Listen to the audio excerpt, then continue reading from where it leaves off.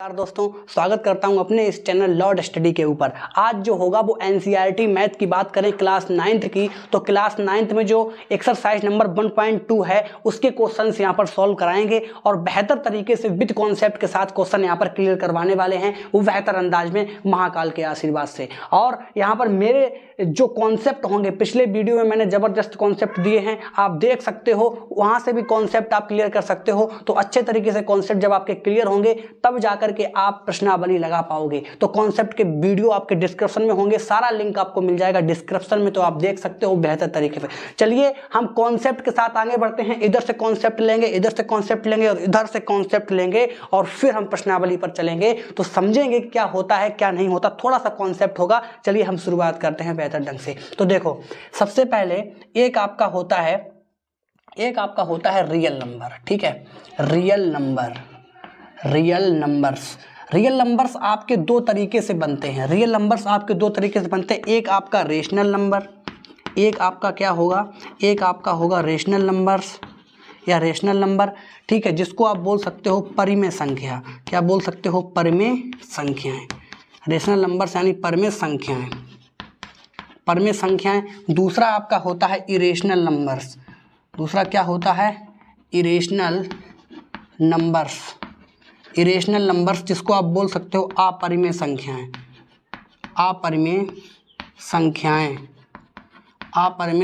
बोल सकते हो। रेशनल नंबर और इरेशनल नंबर आप जबरदस्त तरीके से समझेंगे, एक एक पॉइंट बेहतर अंदाज में समझने की कोशिश करेंगे। इधर कॉन्सेप्ट और इधर आप जो है अच्छे तरीके से छाप सकते हो बेहतर तरीके से, क्योंकि कहते हैं कि कॉन्सेप्ट इज पावर। तो देखो कॉन्सेप्ट कैसे समझेंगे, तो ये दो तरीके की होती हैं आपकी। क्या? एक तो आपका रेशनल नंबर, एक आपका क्या होता है? Irrational number. तो जो रियल नंबर होती हैं, रियल नंबर में इरेशनल नंबर और रेशनल नंबर दोनों ही संख्याएं आ जाती हैं। आपकी रेशनल नंबर और आपका इरेशनल नंबर दोनों ही आ जाती हैं काय में? रियल नंबर में।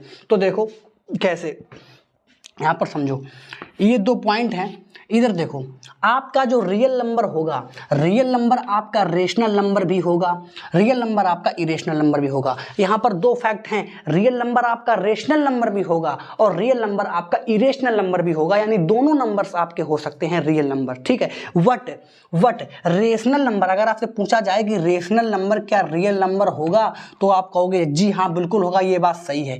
अगर ये पूछा जाए कि रियल नंबर क्या आपका रेशनल नंबर होगा, तो आप कहोगे नहीं, क्योंकि it may be irrational number, वो इरेशनल नंबर भी तो हो सकता है। इसी तरीके से समझ रहे हो ना? तो रियल नंबर आपका रेशनल नंबर भी हो सकता है और आपका इरेशनल नंबर भी हो सकता है। बट अगर आपसे पूछा जाए कि रेशनल नंबर कैसा होगा, तो रेशनल नंबर रियल नंबर हो सकता है, ये बात सही है। इसी तरीके से इरेशनल नंबर भी रियल नंबर हो सकता है, बट रियल नंबर दोनों ही हो सकते हैं। ठीक है, तो आपसे ट्रू और फॉल्स में पूछ लेंगे, ऐसे क्वेश्चन ट्रू और फॉल्स में आपसे पूछे जाएंगे, तो आप समझ सकते हो। तो देखिएगा, इस कॉन्सेप्ट को अगर समझ गए हो तो प्रश्नावली 1.1 का पहला सवाल ये रहा आपके कंप्यूटर स्क्रीन के सामने, और आप देख सकते हो अब केबीसी खेलेंगे, करोड़ों में खेलेंगे भाई साहब जी केबीसी। ठीक है, तो करोड़ों का सवाल है पहला। 3 सवाल आपके दिए गए हैं, जिसमें आपका पहला क्वेश्चन ये कहता है कि अपरिमेय संख्या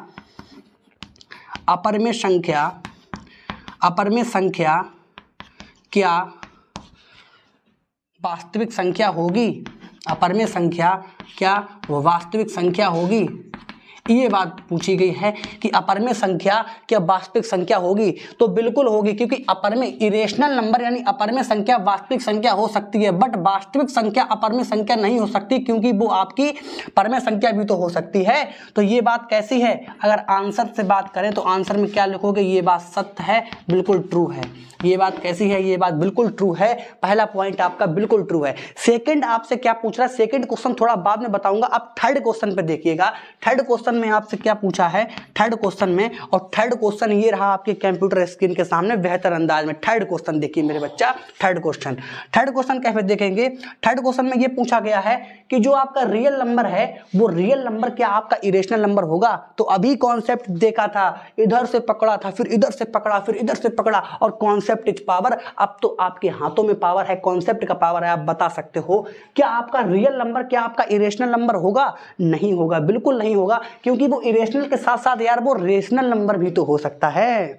तो दूसरा पॉइंट कैसा हो जाएगा, दूसरा पॉइंट आपका असत्य हो जाएगा। कैसा हो जाएगा, असत्य, जिसको आप बोल सकते हो फाल्स। क्या हो जाएगा, फाल्स हो जाएगा। अगला है अंडर रूट एम।